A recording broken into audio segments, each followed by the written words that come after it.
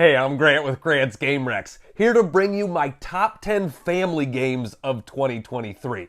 Some people like to call these welcoming games or gateway games. Essentially, these are games that are easy to play with most ages, are great for people bringing them into the hobby, aren't crazy, hard to learn or anything like that, but still have some real strategy to them. All of these games have some strategy, but play in 45 minutes or less and are just great ones to play with family or with friends that are just getting into games, that sort of stuff. I play a lot of these types of games. They're some of my favorite types of games because I can get people excited about the modern world of board games. These are great games to be like, yes, look at all of the games that are out there. I love them for that reason. So these are my top 10 family games of 2023.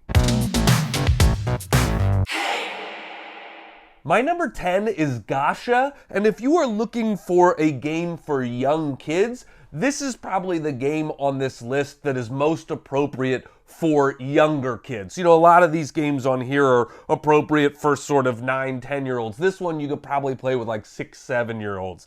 Part of that is because of the theme. This is a game about Japanese toy dispensing machines.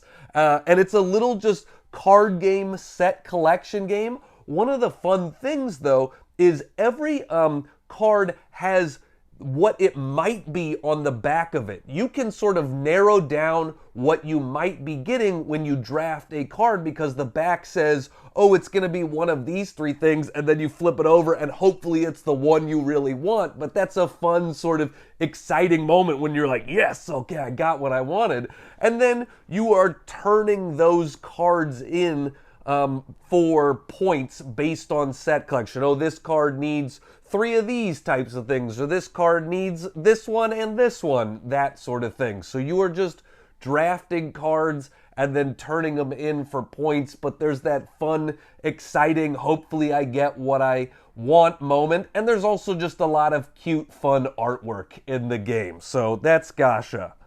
Number 9 is My Shelfie. This one I think works really well because visually it kind of looks like a Connect 4, and Connect 4 is a game that everybody knows. Whether you play modern board games or not, I feel like everybody grew up playing Connect 4. And so this has that sort of 3-dimensional board where you are dropping things down into it. So it's relatable. When you show it to people, people go, oh, that looks cool, that looks interesting, that kind of reminds me of Connect 4. And so this is another drafting game, but instead of drafting cards, you are drafting tiles from this center area and then dropping them down in your own personal contraption and scoring points in different ways. You're scoring points for getting groupings of the same type of tile. You have objective cards. You are trying to, get certain colors and tiles in specific spots on your area, in your area. And so, yeah, it's another lightweight, 30 minutes or less, but it has that cool 3-dimensionality to it that I feel like is great for bringing people into board games. Number 8 is Romy Ramy. This was also on my top card games of the year. And as I mentioned in that card games video, I think card games are also great family games because people are familiar with 52 card decks. And so a card game is a nice transition point. The reason I'm including this one and not any of the other ones on that list as a crossover on my top family games is, of all the card games that were on my top 10 card games, Romy Ramy feels the most like a classic card game. A game that you would have played with your grandma growing up or something like that. Romy Ramy feels like that. It is a rummy style game where you are playing sets of cards, runs of cards, things like that, but you're doing it to get these objective cards for points. There are different objective cards that are out, and all of them require different sets and runs to claim them. And so every turn you are drafting cards from this market area, and you can either draft things all of one number or all of one suit, and then you are playing cards trying to get these objective cards for points. So again, feels like a classic card game you would have played with your grandma growing up. Number 7 is Pyramido.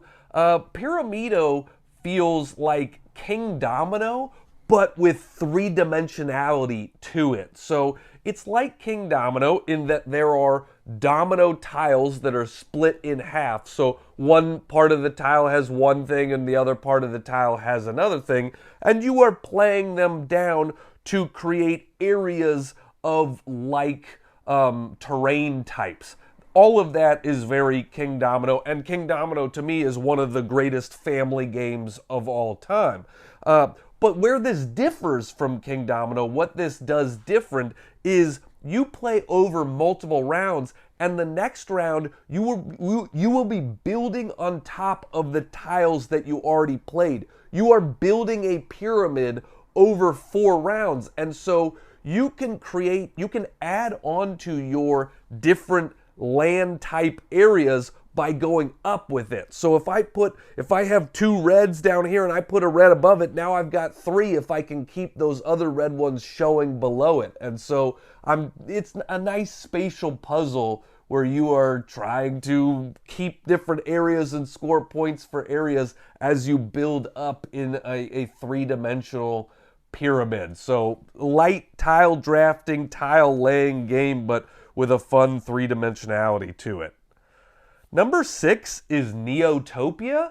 This gives me similar vibes to like an Azul or a Sagrada, which are also great family games. Neotopia is that gorgeous, pretty looking, chunky tiles, puzzly game.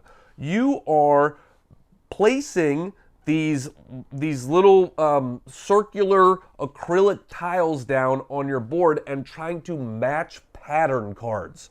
You have pattern cards, and if I can create that pattern out on the board, I am scoring points in that region. There are 3 different regions, and one of the interesting things is at the end of the game, you double your lowest scoring region, and so you are trying to not neglect any area with your pattern building, with your puzzly tiling. You are trying to sort of have points in all different aspects of the game. This is one that surprised me big time. It was not one that I was really paying attention to very much or heard much about, but played it at a convention, really liked it, and then got my own copy and continued playing it a bunch because it's just pretty and puzzly and abstract. Number 5 is probably the biggest surprise on this list in terms of it came out of nowhere for me, and that's The Perfect Wave. I love this game. You are playing cards you have your own individual board, and you are playing cards to create a wave. To surf your wave, you have to go in descending card number. And so when you are playing cards down, you are trying to create this sort of descending wave.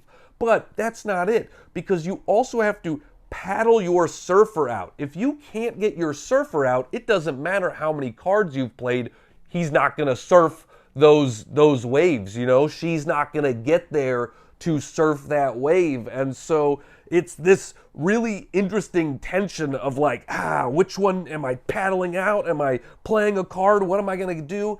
And the timer for the game ends when this deck of cards runs out, and you cycle through the deck so much faster than you think you're going to. I remember the first time I played this game, I was like, oh no. Oh, it's moving so quickly. I haven't done all the things I was planning to do. Oh, okay, what do I got to... Oh, I got to prioritize stuff. What do I have to prioritize right now? And every time I play this game, it has that fun tension of like, oh, where am I going to score the most points? What am I going to do? Because I can't do everything. I really like that about it. And I like the surfing theme too, and it comes across here. So just a sort of lightweight card puzzly, get out your surfer, surf a wave game. Number 4 is Robot Quest Arena. This is a light deck building game about robots in an arena just fighting each other, just punching each other in the mouth over and over. It feels like BattleBots, the board game.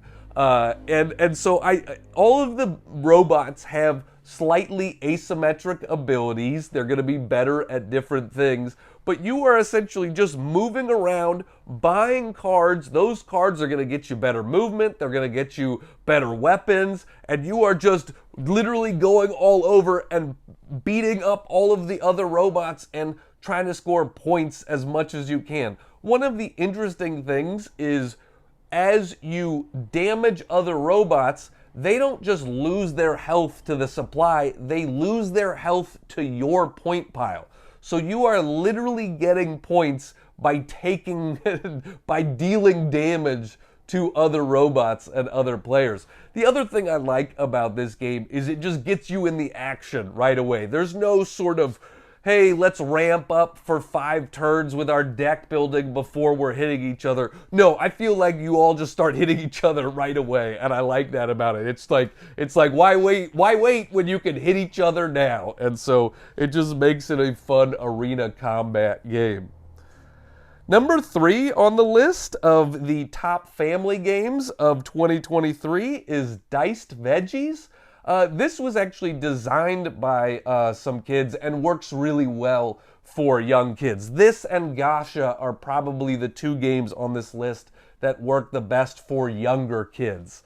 You are in Diced Veggies, there is a block of dice, and you are using a cardboard meat cleaver to cleave off sections of dice from that larger whole. You can't cleave off dice that are more than 10 in pip value cumulatively, and then you are just using those dice to fulfill recipes. There's a bunch of different dice colors on the board, and so you are, oh, I need this onion and I need this tomato to make this recipe.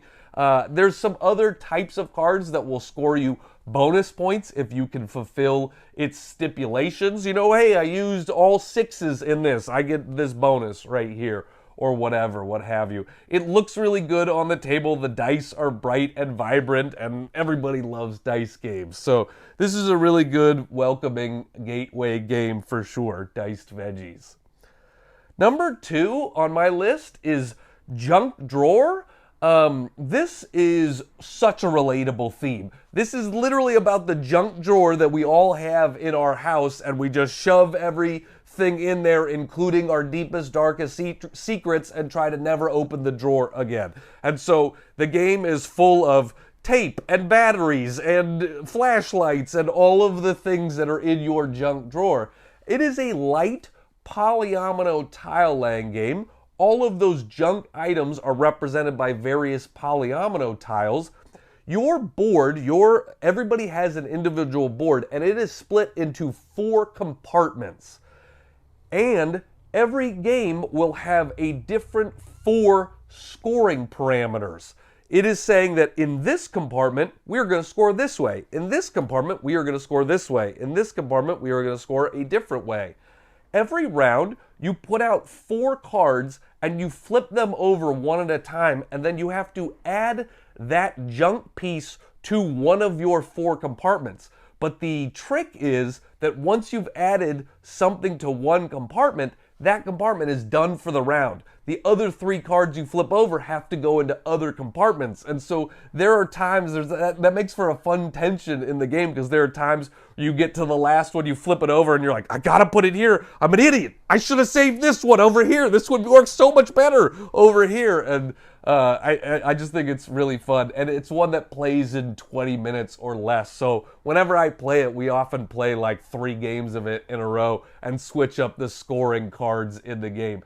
The other thing that's cool about it is it scales really well. They have easy scoring cards, medium scoring cards, and difficult scoring cards, and they do legitimately feel like those things, you know? You're going to score a lot more points on the easy one than you are going to score on the hard one. But whether you're playing with newer gamers or seasoned gamers, it works well scaling it that way. And my number 1 family game of 2023 is Wandering Towers. This is a game where you are moving wizards along this ring, trying to drop them into to a castle keep. But there are castle pieces along the way, and so castle pieces are moving constantly. One of the silly fun things is that castle pieces can be put on top of other castle pieces and can trap wizards below them.